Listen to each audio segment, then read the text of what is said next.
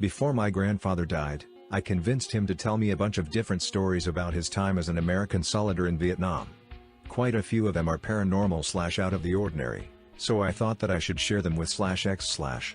If you have any knowledge about the Vietnamese paranormal stuff, please share, as I have a limited understanding of the subject. Also, wartime paranormal story thread, I guess.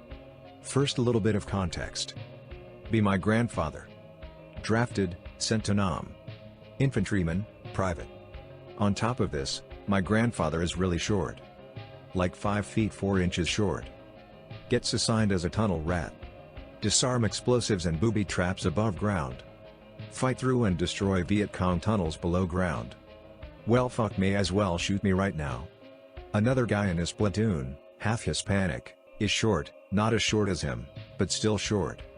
His name is Daniel, and is assigned as a tunnel rat with my grandfather. Together they go on amazing subterranean adventures. Just kidding, some of the shit they saw was, according to my grandfather, horrifying and mind-boggling. Story 1. Sent to clear out and destroy the tunnels. Equipped with a shitty flashlight, bayonet, some explosives, and an old revolver because the M1911 were apparently shit for clearing out tunnels. Basic mission, they've done this a couple times before by now. Tunnels are pretty small, even for a rat tunnel. Not finding any traps or Viet Cong, the tunnels almost seem abandoned. Whatever, they stay on guard for booby traps or armed gooks lurking behind corners. Come to a larger section in the tunnels, they can stop crawling and go into a crouching / half-standing position. They can hear water running through the tunnel, start to think that they either are above a river, or that the tunnel just lead into a watery cavern. Daniel shines flashlight over to the other side of the room. Sees about 4 completely massive spiders. My grandfather says that they were longer than a foot, and each had a leg span of about 2 to 2.5 feet. 3 of them were bunched up right next to each other, one was resting about 3 feet away from the cluster. My grandfather hates spiders, he sits there paralyzed. Both of them sit there quietly, just staring at the spiders. This goes on for about 2 minutes. Grandfather takes his eyes off the cluster, looks towards the other one resting alone. It's not there. It's not there. My grandfather looks around, and sees the spider on his left, slowly but steadily advancing towards them. He screams, fires at the thing. Doesn't even seem to slow it down. He hauls ass back up the tunnel, with Daniel following close behind him. Daniel throws a grenade into the chamber as they are climbing back up through the tunnels. Make it out, screaming and yelling about spiders. Nothing follows them out, must have died from the grenade, or it just stopped pursuing them. My grandfather told me after the story that he is pretty sure that it wasn't even a Viet Cong tunnel they climbed into, but a tunnel that the spiders themselves made. Sounds like it may have been giant huntsman spiders. Maybe something close. They're pretty big on average, with leg span of around a foot. Very possible he encountered a small population set that happened to be humongous, maybe even a different kind of spider. These kind of stories tend to pop up with soldiers mass deploying in jungles, like Papua New Guinea or Vietnam. There's got to be some big fucking spiders and snakes out there. Just think of all the species of the world that live in just one tiny ecosystem that exists in one cavern of the world. It's probably hard for scientific study, but occasionally you'll see these mutations that create large specimens. Not sure about many spider examples, but just in humans we've seen 8 feet people. I can't imagine they have a great survival rate, especially since most of these stories involve the soldier freaking the fuck out and blasting it to hell. Even the locals don't see them that often. Story 2. This one is shorter. Once again, crawling underground to destroy a Viet Cong tunnel. Crouch walking through the tunnels, they find a not-so-hidden booby trap. It's one of those booby traps that would release a bunch of scorpions or snakes upon tripping it. Grandfather and Daniel stop to consider their options. Figure that they might be able to disarm the trap. How hard could it be? Pretty hard apparently. This one was very complex for some reason. Not sure how to disarm the trap without releasing poisonous death animals. They decide to just blow the fucker up, hope that the tunnel doesn't collapse. America.png. Back up a good bit, lob a grenade over in the general direction. Wait. Collateral damage. Trap is gone. Continue forward. As they get to where the former trap was, they notice another tunnel, exposed by the grenade. Out of the new tunnel comes a 5 feet long centipede, which barrels right past them and down deeper into the tunnels. Fuck this. JPEG. Not wanting another incident like with the spiders, they plant their charges and haul ass out of the tunnel. They make it out of the tunnels, shaken, but no worse for wear. Pic related is the first thing Google gave me when I typed in Vietnam centipede. Story 3. This one actually doesn't involve my grandfather directly, but is about some of the stories that he heard from other guys while over there. At the beginning of the war, my grandfather was talking to a bunch of guys from a different company. They tell him about how they saw a bunch of wild apes in the jungles. Bullshit, there are no apes in Vietnam. As the war goes on, more and more guys claim to have seen these apes. Oh fuck. They called them rock apes, as they threw rocks at the soldiers they encountered. Apparently they were coated in red hair, and were normally about 5 feet tall. Grandfather still isn't convinced. Thinks that they are either making shit up, or are mistaken. A bunch of guys get really defensive. Say that they were awoken in the middle of the night by screams and hollers, while being pelted by rocks. When they went out to investigate, they were ambushed by the things. Apparently the apes were extremely strong, and managed to kill 2 different soldiers. Still managed to fend them off. Grandfather still doesn't really believe the guy, which was odd because he saw a lot of weird shit too. Grandfather says that he also heard stories about giant snakes in the jungles. Story 4. About halfway through the war. Orders to clear out some tunnels. Start crawling through. Start faintly hearing voices. Either gooks or running water. Keep working their way through the tunnels. Voices get louder and louder. Oh fuck, this isn't water. Realize that they are probably really close to a room full of gooks.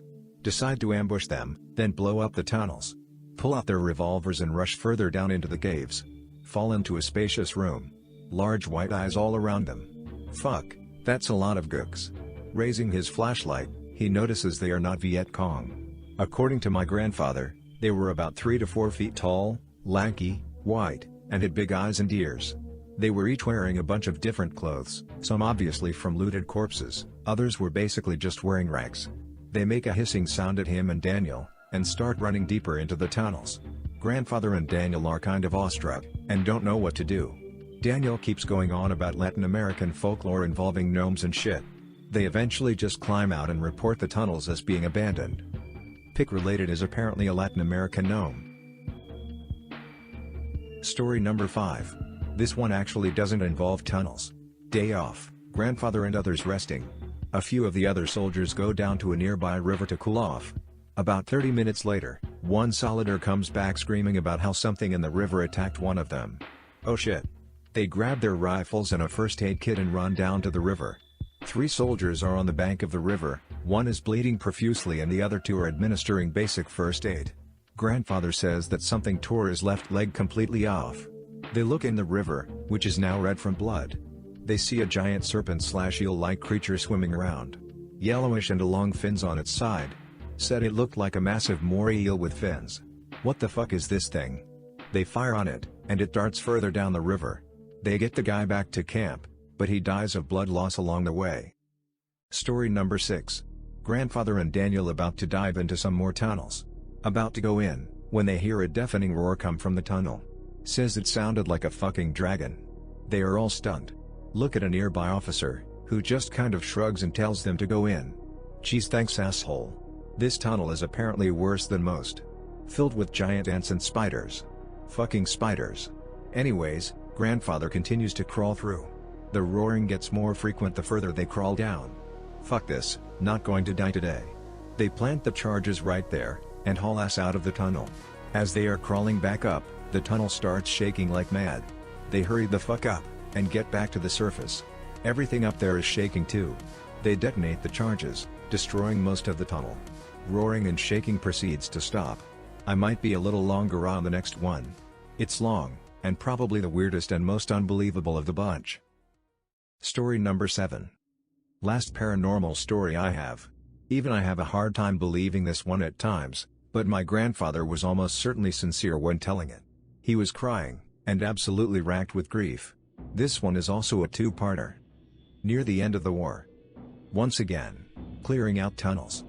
No creepy crawlies thus far. Crawling through, they realize that this tunnel leads into a cave of some sort. They explore the cave for a bit. They are about to head back up, when they realize that there is a light coming from one of the passages in the cave. Not either of their lights. Oh shit. They grasp their revolvers and walk through the passage. My grandfather says that they walked into a well-lit room filled with brightly colored plant life that they couldn't recognize. The light was coming from an orb on the ceiling of the cave. Vividly colored birds flying around everywhere. What the actual fuck is this place?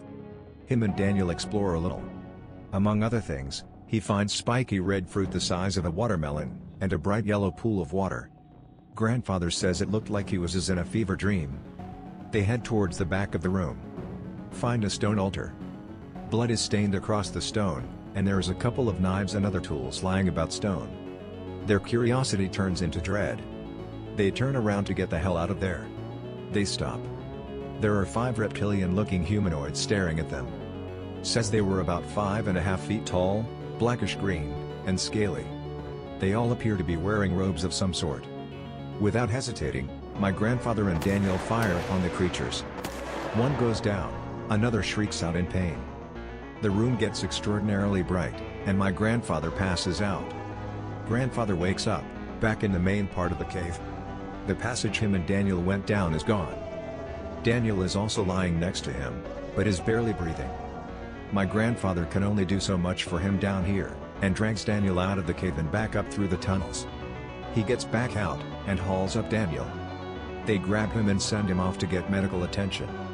After pulling Daniel out of the cave, grandfather remembers about what he saw in the cave.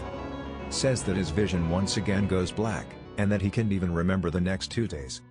According to the other guys in his platoon, my grandfather was in a state of shock. He apparently could barely speak, and stuttered a lot. Almost like he was shell-shocked or something. He was also sent to get medical attention. 2 days later, he mostly recovers. He goes back, asks the platoon about Daniel.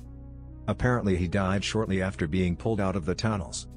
Grandfather breaks down. Apparently the war was close to ending after that. He only delved into 2 more tunnels after that experience. He legitimately hated anything subterranean after that. He despised caving, insects and lizards, and even requested to be cremated so that he wouldn't be buried underground. I showed him a picture of a generic reptilian alien, pic-related, and he just about had a heart attack. He said that it just needed to be blacker, but that besides that it was pretty close. I don't have any more paranormal stories from my grandfather about the war. Feel free to share if you have your own. My best guess is, the centipede and spiders are probably cases of isolated gigantism, or are new species altogether. A yellow serpent with fins on its side kinda sounds like con rit, a Vietnamese cryptid, which looks like a aquatic centipede. Rock apes and reptilians have been seen in Vietnam for centuries, not much surprise there. The shaking ground, as another Anon pointed out, might just be seismic activity.